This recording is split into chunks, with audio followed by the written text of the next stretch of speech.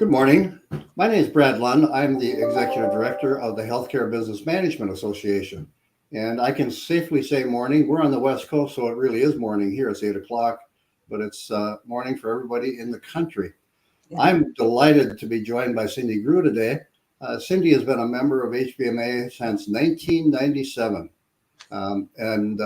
She is, well, I'll let her talk about that a little bit. We're going to focus today first on the RCM Advisor.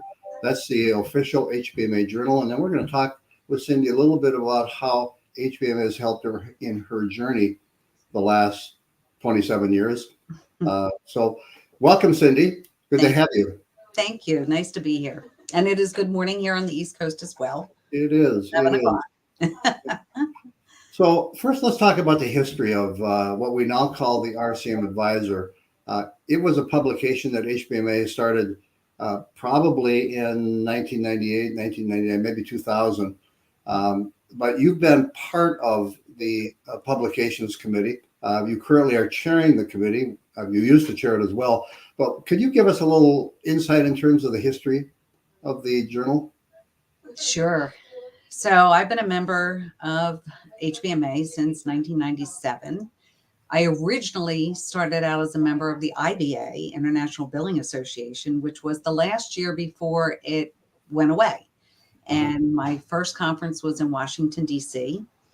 And then I stopped hearing about the IBA and had later learned that that was no longer around and that HBMA had replaced it. So I joined in 1997, and here we are in 2023. I will say that I had never, ever in my life done anything with publications, editing, anything like that. But at that point in my longevity with HBMA, I was then being nominated to serve on the board of directors, of which I've served for 6 years, two back-to-back consecutive runs with the board of directors. And at that time, it was determined that if you're on the board of directors, you should be on a committee. Mm-hmm. So I was then slated to join the publications committee under Don Rodden. And I had really big shoes to fill when he stepped up and became the president of HBMA. Then I had to take over as the chair. And at that point, it was the billing journal. And like I said, I had no experience whatsoever. We used to print the journal, which I absolutely loved. Still have my copies today. Look so forward to getting it in the mail, of which I truly miss. But I do understand from a business standpoint the cost factor that comes into play with that, with the printing of it. And I learned very quickly, working with Madeline Berger, the editor, and John, our designer, about the concept of how many pages the journal is. Back in the day, we would go from anywhere from maybe 28 pages up to 60 pages. Yes. That was a little crazy. And we were publishing every other month. So it was a tad insane at that point. We finally reeled it back in to be consistent. So we would have the same number of pages. And then basically our committee, which kind of grew over time through really our attendance at the conventions. You know, we go to the national convention conferences and the spring conference, and I would be the first one to stand up and go, hey, I need volunteers for my committee. Who wants to join? Let's meet at the bar. Yeah. And that helped increase the membership. Mm-hmm. And I will tell you that, you know, springboarding from being involved in the publication has truly enhanced my business, for the fact of the people that you meet. You know, we're all volunteers and we're all doing this to help each other. Mm-hmm. To be able to come together and pull authors to write articles that really will have a meaningful impact to our membership is huge. And it was such an honor. I mean, at one point, a couple of years ago, we did take a pause through HBMA where the journal was not happening for a few years, which is a very sad situation, but it is what it is at that time. Mm-hmm. And that we were fortunate to be able to bring it back. Now it's the RCM Advisor. And I am thrilled to, at that point, I was really crazy with work and decided I really could not continue to chair the committee. I had chaired it for 10 years, and they begged me to stay on the committee, which I did. And now I am currently chairing the committee once again. You just can't escape, can you? Cannot escape. And that's okay. You That's know, okay. I made a lot of friends along the way. We've learned a lot, and it is still one of the best member benefits that we have. Cindy, when you first started with the RCM Advisor, which was called Billing at that time, did you know KT Anders at all? She was I joined right after she was gone. yeah. KT was our editor for years and years, and she unfortunately passed away. She was in Washington, D.C. And so we had no editor. But as I reflect back, Madeline Berger had published a book for us, which we called The Collective Wisdom. And it was a wonderful kind of just a snapshot of our industry. So I approached Madeline and I said, hey, would you be interested? And she was, so thank gosh. And then when we brought the advisor back, renamed it the RCM Advisor in 2022, that's the first person I reached out to was Madeline and said, can you come back and be our editor again? And she's out of the industry now, she retired, but so that's all she's doing is the RCM Advisor. Right. And we've been together ever since. I mean, we started together and here we are, how many years later?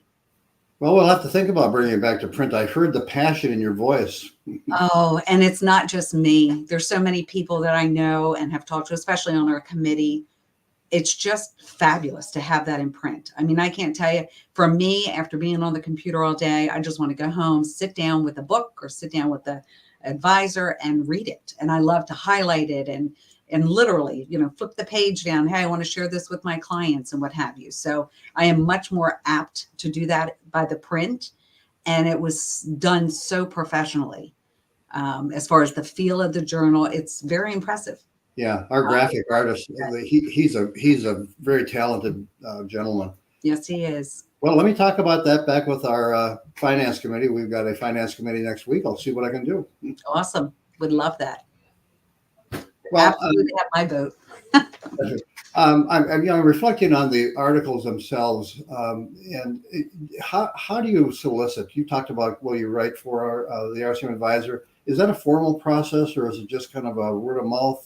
How do you do that? It's really kind of a word of mouth. I mean, we start with what's happening in the industry, what's on the listserv, what are people throwing out for questions, what do they need to know about, what's up and coming in the industry that we need to be able to offer to our members, knowledge that they need to help continue to grow their businesses. Mm-hmm.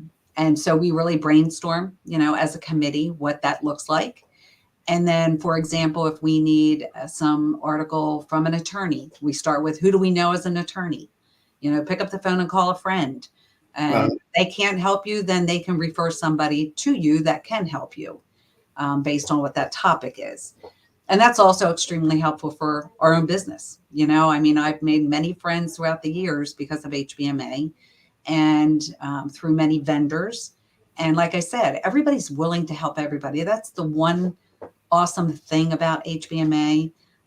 My daughter, who is 29, has always been in the business, all through high school and college. And she worked out in the bullpen with the staff. And then, when she finished college, she wanted to take a year off. She was actually going to go into occupational therapy, decided she was just going to go find a job. And I was like, yeah, go get a job. Do not work for your mom. Go see what it's like in the real world.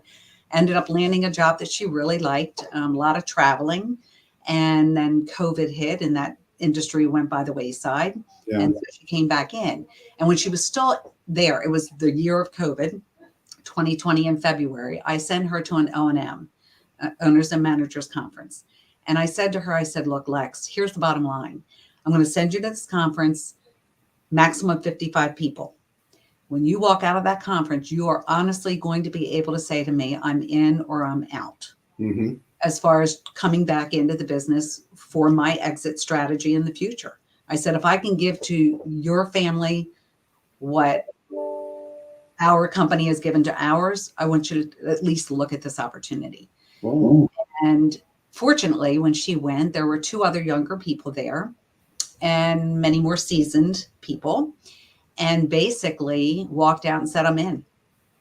2 of the people, one was taking over her father's business, One had the opportunity to take over her parents' business and decided against it. They sold the company and she still works for that company. So on both ends of the spectrum, she had the opportunity to see what that looked like and has made friends with them and continued to reach out. And as a matter of fact, one of them referred a client to her. Okay. And, even though we're all competitors, we're peers. It's like a family. And I Yeah. thank God for HBMA every day. I mean, I tell my clients, I maintained my compliance, my CHBME. There are so many benefits. I remember back in the day when compliance first was a word and we had to go and become trained to be compliance officers and Right. how scary that was. And in the big picture, it's really just good business. And I remember literally leaving the conference and calling a client saying, stop what you're doing until I get back. And when I get back, we're going to readdress what it is you're doing so you will become compliant, because right now you're not, according to the speaker at this conference. Yeah. So it truly has, I'll celebrate 32 years in business in April. I want to get back to that focus that you kind of moved us to. But before we leave the RCM Advisor, do you theme the issues? In other words, there's 4 issues a year, and do you create a theme for each of the issues, or is it Yes, more? that's one of the things we try to do. So like we'll have our meeting today. So we meet once a month for an hour, and basically we try to brainstorm what next year looks like. Okay. What's the education committee doing for the conferences? What type of topics are they looking at and speakers are they looking for? And again, whatever's up and coming in the industry, is the one thing I've always said about RCM, revenue cycle management, is that things change. Every employee I hire, I was like, if you don't like change, you will not do well here, because it changes consistently. So that really is a big benefit for us too with the RCM Advisor, because we always have, new input of what's coming and what's happening. Yeah. And the biggest thing too is that I really would like to share is that the involvement of the members are going to make us or break us. We throw out there what's hot, what's your topic, what are things you want to learn about.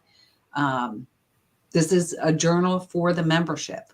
So as a member, if something hits you that you want to learn about, please feel free to share with our committee, and we will do everything in our power to make that happen. Wonderful.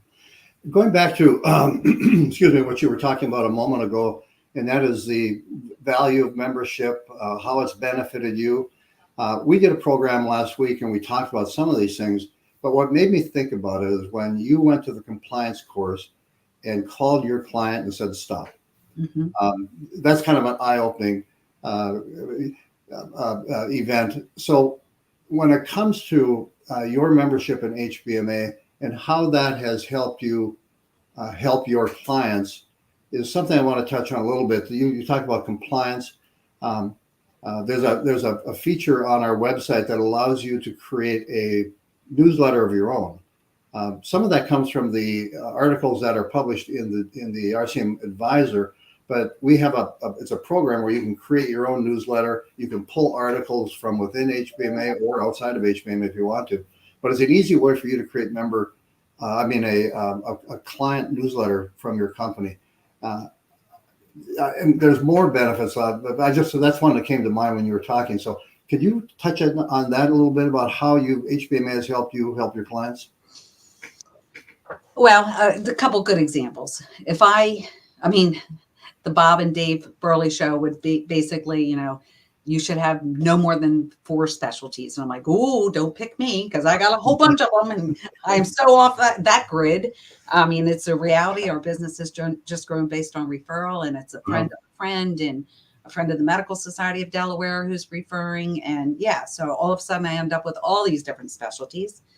And my very first go-to is if it's a specialty I've never done. For example, anesthesiology. Oh, that's a unique specialty. Yeah.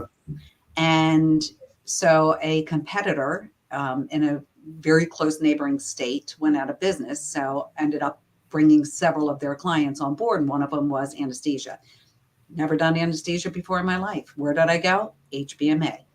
I go in to find a biller, put in the specialty, boom. Here's a whole list of people. I was like, I know that person. I know that person. I've met that person at a conference. And even if you haven't met them at a conference and you don't know them, when you call them and you say, I'm a fellow HBMA member, they will stop what they're doing and help you. Yes. There is no other industry that I'm aware of that is like that.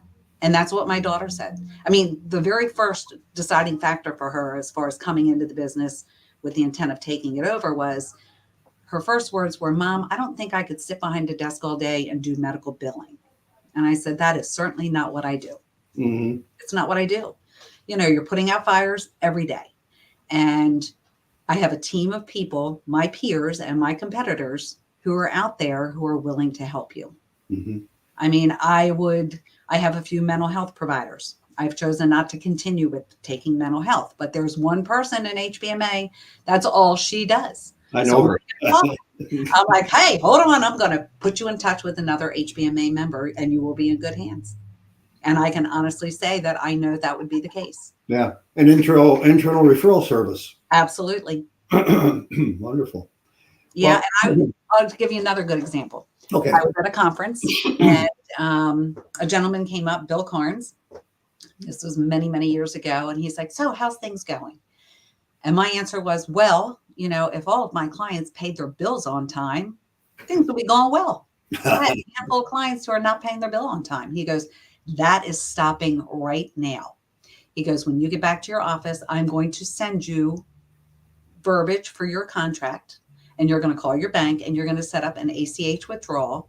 And you're going to take your payment the second Tuesday of every month for the previous month's invoice. And I'm like, what? And I threw it out to all my clients. And there's probably 5, maybe 6 that did not opt to do that. But they've been my client for 25 plus years. And they still write me a check and they still pay me every month. And I'm fine with that. Yeah. But every new client who comes on board, it's in my contract. They sign off on it. And the second Tuesday of every month, I take my payment. And that was the last time I had clients owing me money.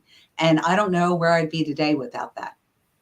That's a great story. It was the best. I mean, and Bill Carnes, I mean, he was such a quiet guy. And for him to share that with me, I owed him big. I mean, it was huge.